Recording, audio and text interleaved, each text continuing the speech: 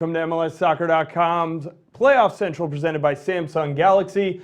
With Corey Gibbs and Simon Borg, I'm Jason Cieni. We just watched a very back-and-forth game against the Houston Dynamo and the New York Red Bulls. The game finishing 2-2, setting up what will be a big rematch at Red Bull Arena on Wednesday night. And guys, there are a lot of talking points to get to this game. Let's first take a look at the highlights of how it played out. And it started with the New York Red Bulls getting out early on the Houston Dynamo. You can see Thierry Henry putting in a phenomenal cross here. Tim Cahill alone at the back post, not what you want to see if you're the Houston Dynamo.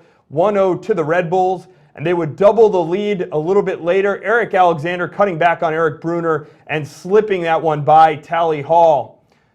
The game would be tied, Houston would pull back a goal from Ricardo Clark, a poor clearance by David Carney, and then probably the biggest play of the game, Jamison Olave red carded for a two-footed tackle on Omar Cummings by the sideline.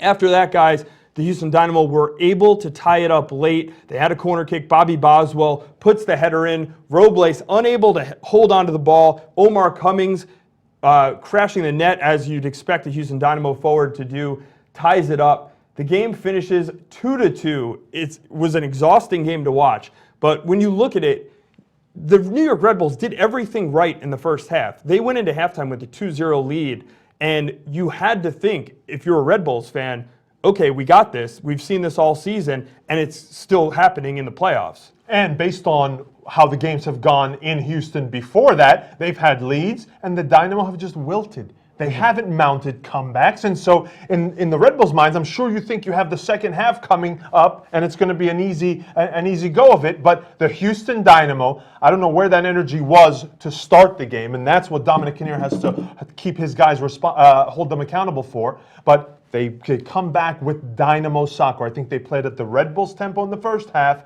They brought Dynamo soccer in the second. Yeah, I mean, I don't even think it's that they played at their tempo. They played into their style of play tactically.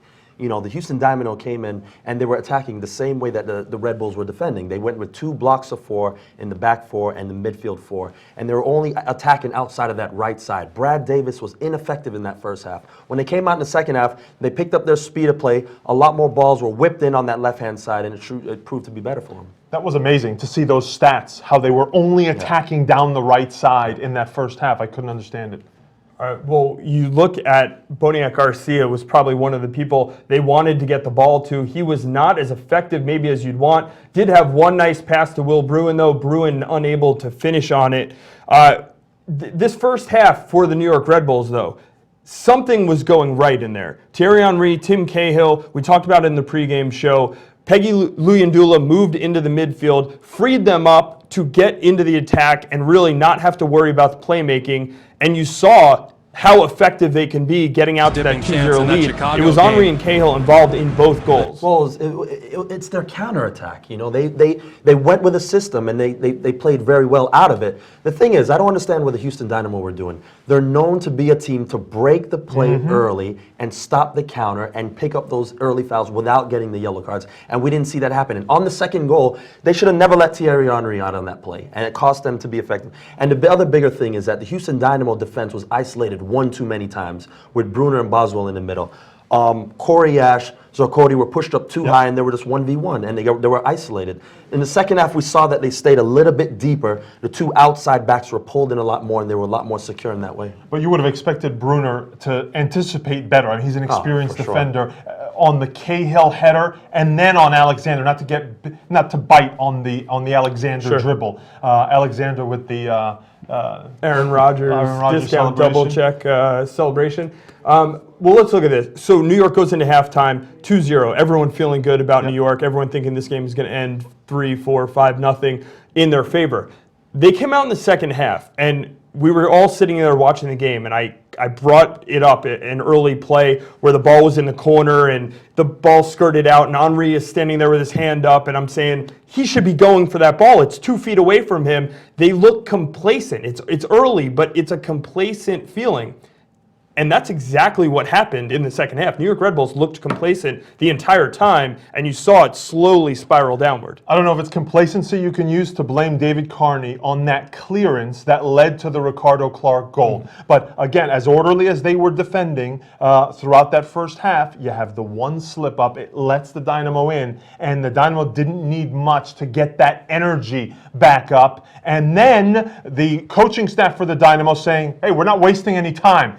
10 minutes after that happened, they bring in Omar Cummings, and Omar Cummings is the player who induced the red card from Jamison Olave. So the Dynamo immediately going aggressive in that second half, and that's the difference. I think the biggest thing is that their speed of play picked up so much more. They were more direct in terms of getting those balls wide to Brad Davis and Garcia. And ultimately what happened was they were only left New York with their only back four defending. They eliminated all of New York's midfield with the midfield four. So now they had more chances on goal. Balls were whipped in and only those four defenders to worry about, and the midfield was non-existent for And New something to take away for the Dynamo fans is that I think Brad Davis in the middle has got to be an option for you. Andrew Driver, there's something he can contribute, especially on that left side, that they didn't go to in the first half. They can be more dynamic out of that left by having Driver there. So it's an option I think that should be on the table for the second game. All right, Corey, you talked about the New York backline kind of getting discombobulated.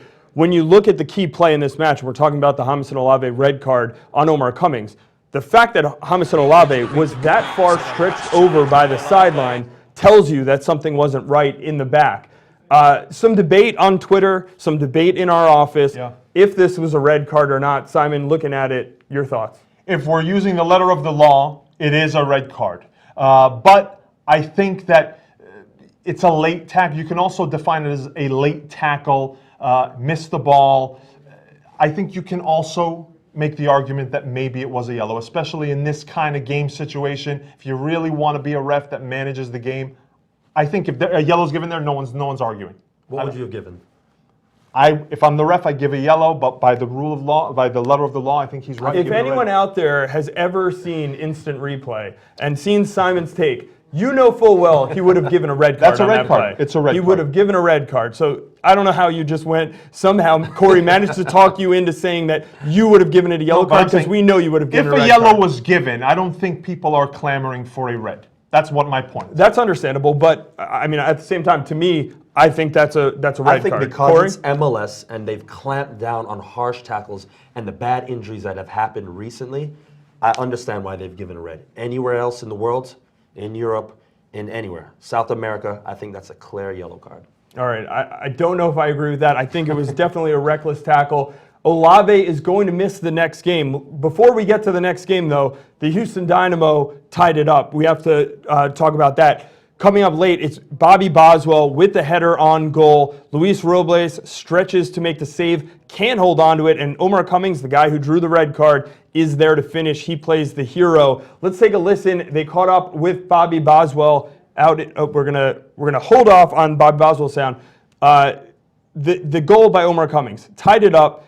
2-2 headed back to New York. He's in the right place at the right time, but that's a good example. When Olave is out of your lineup on a corner kick, on a set piece, that's a big loss, and the Houston Dynamo were able to win that header, which led to the goal. I mean, I know you were saying that about a few corner kicks after Olave was out of the game, but I also think it's the Dynamo applying, wanting the ball more than the Red Bulls in this case. And what we didn't get to yet, Jason, is that a couple minutes after this goal, Omar Cummings was fouled in the box. The Dynamo could have actually come away with a win in this one.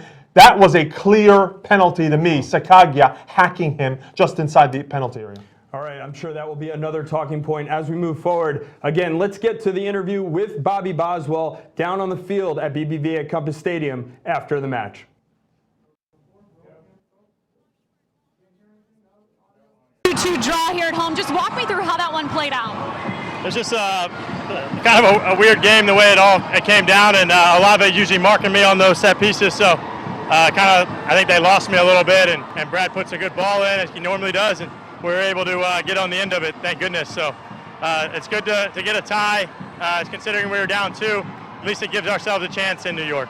It was a very different second half for you guys in terms of the first. Anything in particular said in the locker room, or what was the difference in your opinion? I think it's a little bit of we didn't have a good half and they did, and the second half was kind of the opposite, I think. We had a good half and they didn't. So we knew they were a good team and they were going to play the way they did. It's just tough to stop some of those guys. They're world-class players for a reason, and credit to our guys for fighting back. Like I said, going in there with a loss would be pretty tough, but a tie gives us some hope at least. Bobby, appreciate the time. Thanks. All right, thank you. All right, there's Katie Witham with Bobby Boswell down in Houston. Guys, looking ahead now to this next game, things have changed. You take James and Olave out of the back for New York, and that is a huge blow. We saw probably what they will do with their lineup. You put Marcus Holgerson back in the middle and maybe a Brandon Barklage, Koski Kimura on the outside. What are your thoughts? What does New York have to do differently now in this next game, whether it's on the Olave front or just as in the game as general? Well, this is where it gets interesting, Jason, because I've contended that the Red Bulls have not really faced that much adversity in their games to end the season. And that's where they wowed everyone. That's how they won the Supporter Shield, winning 6 of 8 of their last 8 games. Now that they have to go into Red Bull Arena and actually go and impose their game and score goals, I haven't seen them do that. I've seen them manage games, not go out and get goals necessarily. I think they continue to come out with the lineup that we've seen, but now it's going to be interesting. They can't just sit back. They have to go chase the game. You said it best. It's not only about going out and doing what they have to do. It's about raising the tempo. Yeah. I don't think the lineup's going to make that much of a difference. You put Holgerson inside, like you said. You put Barklage on the right. You basically have that same, formation that you're going with. You're losing somebody huge with Olave gone. Yeah. But in terms of the style of play, they have to go out there with the tempo and attack the game. Now, I think that what happens now is that with Olave gone, I think the Dynamo have an opportunity to get a little aggressive here. I say sit Giles Barnes, who likes to drift in other spots of the field and likes to come into midfield, challenge the 2 center backs, put Cummings and Bruin, or go Weaver and Bruin, and really take it to New York. I know what you're saying there, and I think the speed of Cummings might be an option there, because when you look at what Olave has is he has the ability to chase guys down. He is one of the faster center backs in the league. Now you've replaced him with Marcus Holgerson. Definitely not the same speed, not the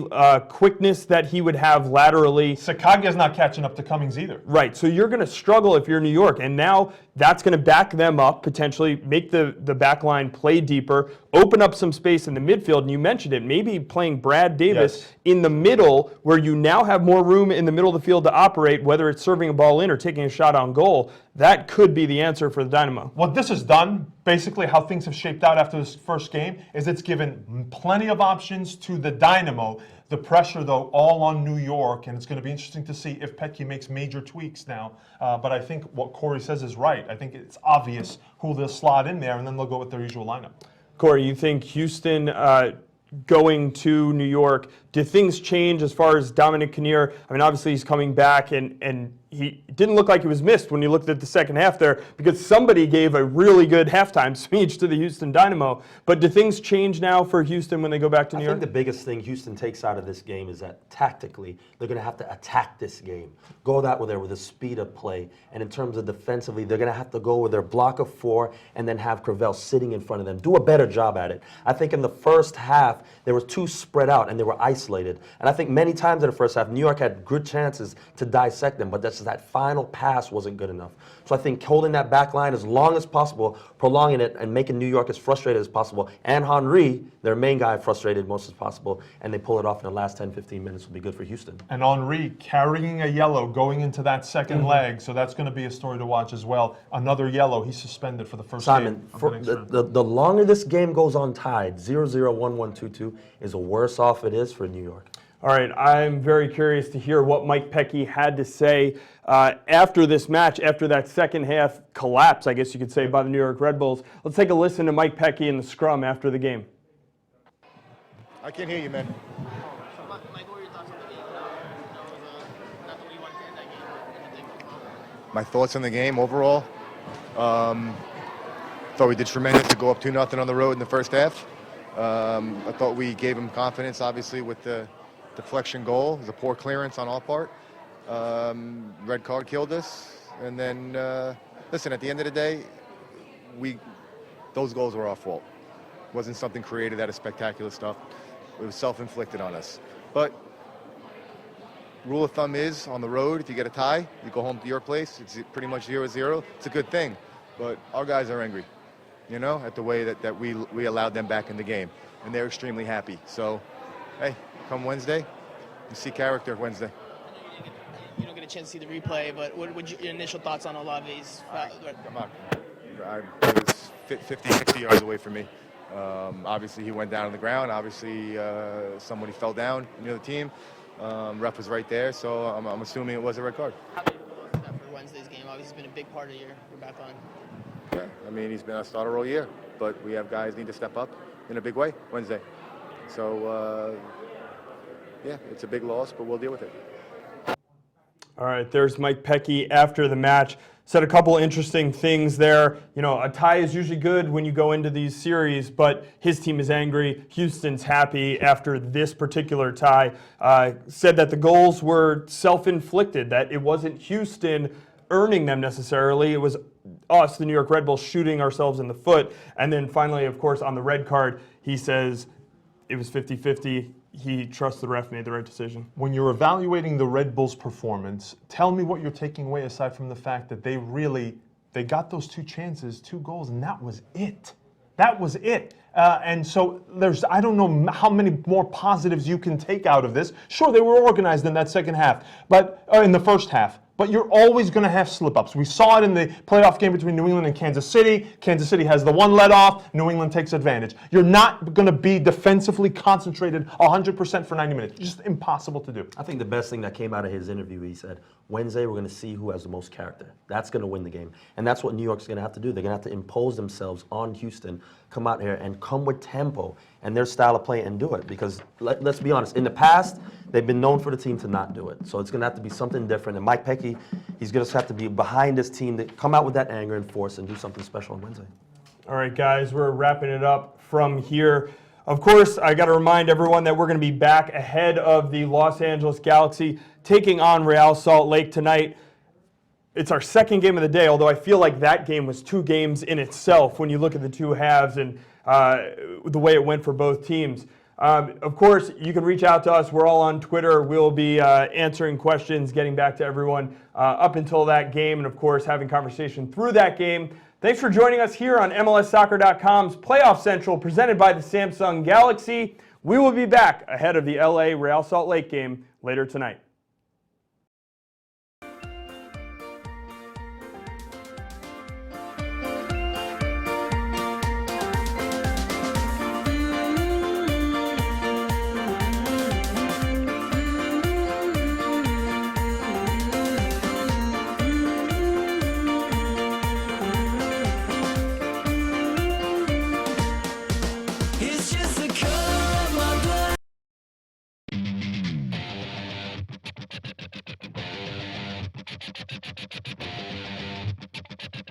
One, two, three, four.